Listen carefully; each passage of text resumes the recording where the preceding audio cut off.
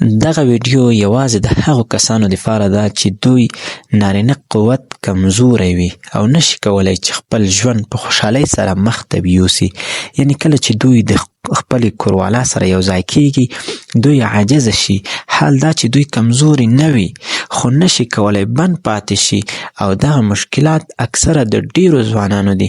د نارینه قوت د زیاتوب لپاره یو ډیره مجربه او مفیده نسخه مې درته راوړې په دې ویډیو کې. نو تاسو دغه ویډیو تر پایه وګورئ او د خپلو ملګرو سره هم شیر کړئ ترڅو ماته یې په ریکارډ کولو سره او تاسو ته یې په نشر کولو سره خدای پاک اجر نصیب کړي. ډیره یوه مفیده او مجربه نسخه ده. زه وحید الله درویش د یوې نوې ویډیو سره ستاسو په حضور کې. نو د هر څه نه مخکې درته د خوږ نبي کریم صلی الله علیه وسلم مبارکه او نه هیریدونکې تحفه در وړاندې کوم چې عبارت دی له السلام علیکم ورحمت الله وبرکاته. بعد له سلامه خدای دې وکړي چې روغ او جوړ به وئ او د صحت جامې به مو فرتن وي. محترمو ویډیو نه اوږدوم، د ویډیو په طرف راځم. دغه مجرب عمل درته ښیم چې طریقه یې درته ښیم. نو انشاءالله تاسو به په خپل ژوند کې ډیر یو څه خوشحاله ژوند ولرئ د خپلې کورنۍ سره. د صحبت د کمزورۍ په فار باندې یو سړی حضرت حسن بصري رحمه الله ته راغی او هغه ته یې وویل چې زه د خپلې کوروالا سره چې کله صحبت کوم ورسره نږدې کیږم نو د صحبت کولو څخه ډیره عاجزه یم.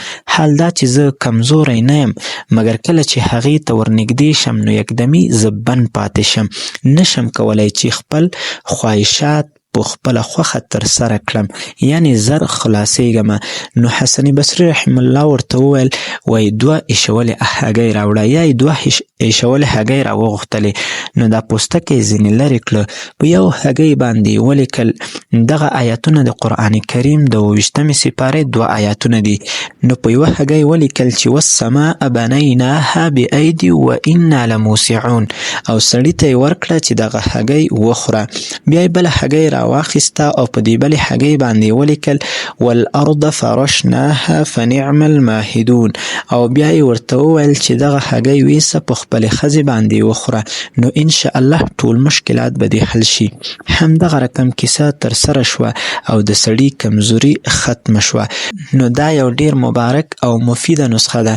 نو دغه 2 آیاتونه په 2 هګیو باندې ولیکئ. اول خو دا هګۍ جوش کړئ او بیا د آیاتونه پې ولیکئ، یوه په خپله وخوره یوه دې خپلې کورودانې ته ورکړه. نو انشاءالله ټول مشکلات به دې حل شي.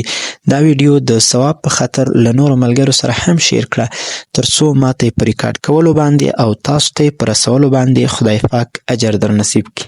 السلام علیکم.